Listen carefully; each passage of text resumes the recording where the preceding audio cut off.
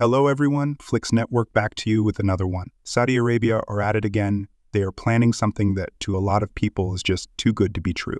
It's an architectural concept that broke the internet. At first I thought it was a metaverse project, but it's a real project. I'm talking about The Line. The Line is a 170-kilometer long, 500-meter high linear city that either represents the cutting edge of architecture or a grim dystopian future depending on who you ask. But what exactly is The Line?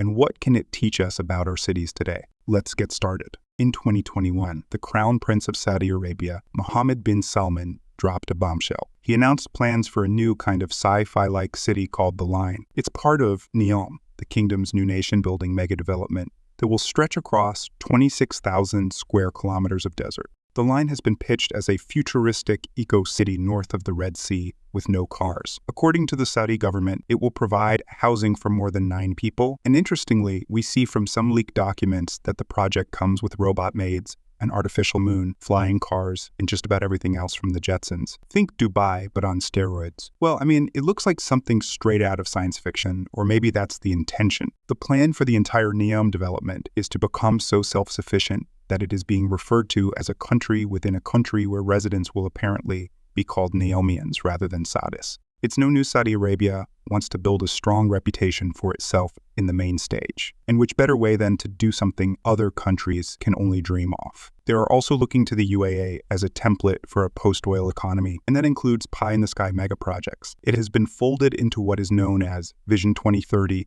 which is the Saudi Arabian Vision 2030 plan, which basically says that by the end of this decade, Saudi Arabia will look dramatically different. It won't be a kingdom reliant on oil anymore. And real estate is a big component of that plan.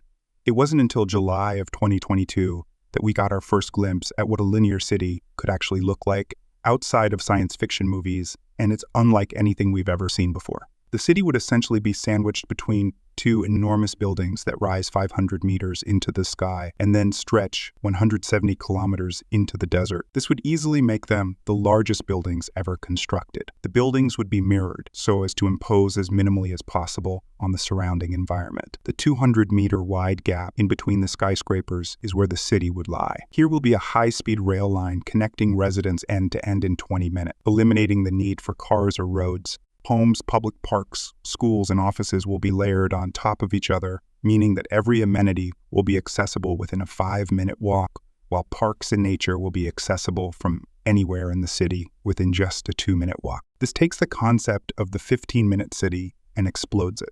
According to Neom, the entire city will be powered by renewable energy, while its minimal physical footprint will ensure that 95% of the development's land will be preserved as it is, a far cry from the urban sprawl of modern cities that have now reached the size of small nations. I see it more as a way to reshape the sprawl, rather than avoiding the sprawl at all. Even if you look at the history of recent capitals built from scratch, the sprawl is always there that actually starts and forms during construction when the city is not even built. So if we look at Brasilia today, there are approximately, and I'm thinking Brasilia as an example because it has a very finite and beautiful pilot plan, there are approximately 3 million people living there, the majority of which in the sprawl that formed around the pilot plan. But asides the trailer and glossy renderings, what do we really know about the city? We do know initial earthwork began in October 2021 and that the first residents are said to start moving in by 2030. But aside from that, let us ask some questions I know you already have. Can you even build something like this? Can you have a city without cars, without streets or roads? What if everything you ever needed was within a 5-minute walk? Could we live in a hyper-planned city that didn't disrupt nature? Is a giant mirror in the middle of an Arabian desert a good idea? Would a high-speed rail work for shorter distances like this? How would the city evolve over time? Some of it is so beyond our understanding at the moment because they are sort of raw engineering challenges that even the world's foremost engineers haven't really figured out what to believe. They need to figure out how to have a break in the building to account for the curvature of the earth. These are not problems that have been faced by any modern structures ever. And I think this is kind of the intention with Mohammed bin Salman, is he wanted to make something that was had as much of a wow factor as the pyramids of Giza. While we may not see the line exactly as it appears in renderings now, it is possible we could see a scaled-back version of it sometime in the future. I don't see the line as presented ever realized. So in the end, you're making, maybe not a line, you're making a dot. If in the course of developing Neom, because there's very real money being thrown at this project, if in the course of developing Neom, we find new innovations in structural engineering, we find new innovations in sustainability, we find a way to apply technology to the built environment at scale in a way that we hadn't before. That's fascinating, and that's great. That's great for the world. Strangely enough, there are many concepts on display here that aren't entirely new. For instance, a linear city has been dreamed up before, but not as a utopia, instead as a warning. The Italian architecture collective Superstudio created the continuous movement in 1969, a series of collages depicting vast blocks encircling the world, cutting through cities, mountains, valleys. These striking artworks were meant as a criticism against mass urbanization, against cold, relentless architecture. From an architectural perspective, the line as a concept is not new.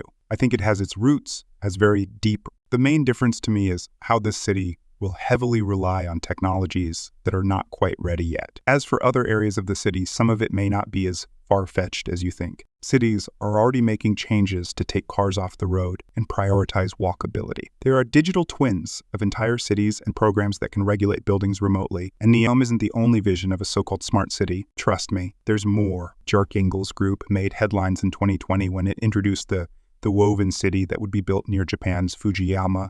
It imagines a fully autonomous future with driverless vehicles and AI systems. There's also Egypt's new smart city that's being built near Cairo and Toulouse, a utopian vision for a new American city. None of these projects are perfect, and they've all got their fair share of criticism, but perhaps it is worth rethinking how our cities are structured. Right now, our modern metropolises don't work for everyone. 1 in every 52 people in London are homeless, while more than 1 million UK residents live in food deserts, areas that have limited access to cheap, fresh food. A report from Groundwork UK found that there are severe inequalities in access to parks and green spaces across the country, with 40 of people from ethnic minority backgrounds living in the most green space-deprived areas. Our cities need to function better, and having everything you need within a 5-minute walk might actually help lessen some of these inequalities. Of course, if everyone has access to it. What I do like about a bold project such as The Line is the ability to stir up the conversation and make us question and rethink how a city should look like. The Line is a pretty bold idea, but maybe we need bold ideas if we're going to fix the built environment.